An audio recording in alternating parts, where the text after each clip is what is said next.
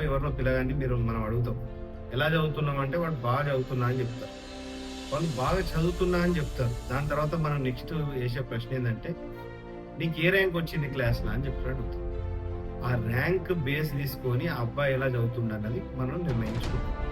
చిన్న పిల్లగాళ్ళైతే నీ progress report పట్టుకురాపో, దాంట్లో ర్యాంక్ ఏందన్నది చూద్దామని చెప్పి అని అడుగుతారు. దాన్ని బేస్ చేసుకొని ఒక స్టూడెంట్ ఒక ర్యాంక్‌ని బేస్ చేసుకొని ఆ స్టూడెంట్ ఎలా చదువుతాడనేది మనం ఒక నిర్ధారణకు వస్తుంది. సరే, అదే విధంగా మరి ఇప్పుడు మనం ఎన్నో కాలేజీలలో చూస్తున్నాం. ఏ కాలేజీలో జాయిన్ కావాలనే కన్‌ఫ్యూజన్ తల్లిదండ్రులకు ఉంది.